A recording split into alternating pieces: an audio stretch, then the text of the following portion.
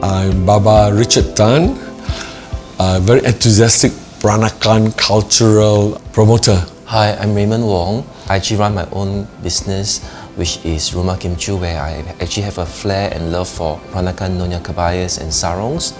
And I'm also currently an active member in the Peranakan Association, working with our Peranakan community to promote the Peranakan Chinese culture.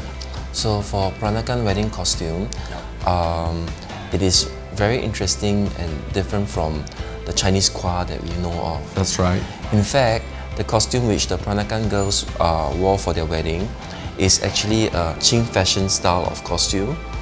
So what happens, it has a very archaic look to it. The wedding costume, they have the phoenix collar. That's right. So that means she looks like a full Yes, she's supposed to royal look phoenix like for a a royal day. phoenix getting married to the dragon. And next would be the headgear. That's right. The headgear is actually really not Chinese.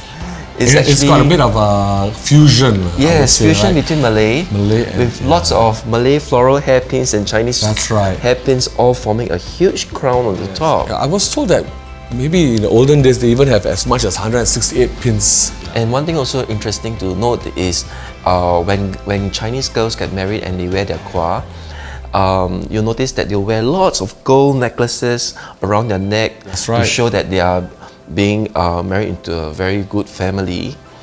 And the Peranakans had our own version. It's called a boita. Yeah. The boita has got all kinds of brooch and pins. Yes, and it's all the Peranakan design brooches, filigree designs with rose-cut diamonds and stuff. Yeah, it's basically also to show off the wealth of the family. I think there's a saying in the Peranakan community that if a woman can dress well, it reflects well on the husband's well-being. That's true. And also for the groom, as you say earlier on, he looks like the dragon. Right? Correct. So he's also very majestically dressed, and usually you also have a brooch in the center. Actually, the 12-day wedding ceremony is actually a misconception. Actually, Exactly. Yes. I agree with you.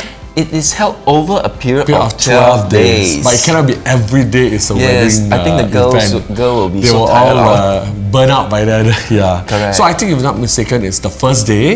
The first day is a kawin belara, is when the groom goes to the bride's house. Correct. And then they rest on the second day. And then the third day is when the bride goes home, right, to pay respect to her parents. Kawin 3 hari, right? And I will even say that maybe the fourth day is when they take a break. Correct. Because I know on the fifth and sixth day there are two celebrations. The fifth day is when the bride or the groom would host a dinner party to thank their helpers and friends and relatives who help in the wedding. So hence the fifth and sixth day they have their own banquet for their own sites. Then probably they rest for the next few days.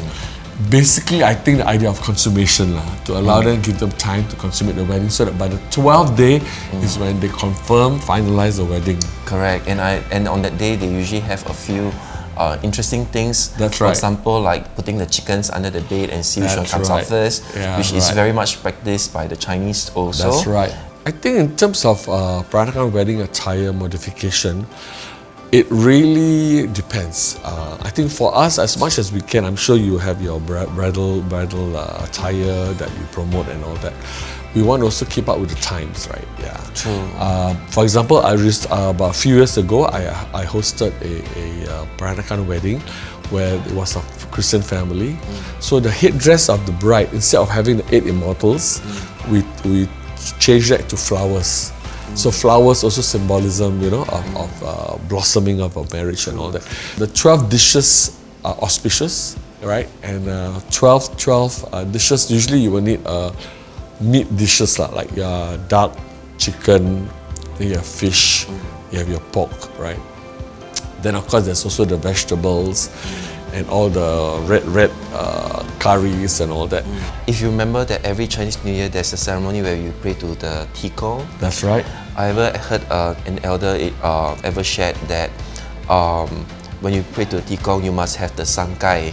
That's right. Which means completeness. That's right. That means food that animals that can fly Yes. animals that walk on the land, That's and right. animals from the sea. That's right. So to symbolize completeness. So maybe like what you said, those dishes that you mentioned, like duck and chicken, and pork, and you must have seafood.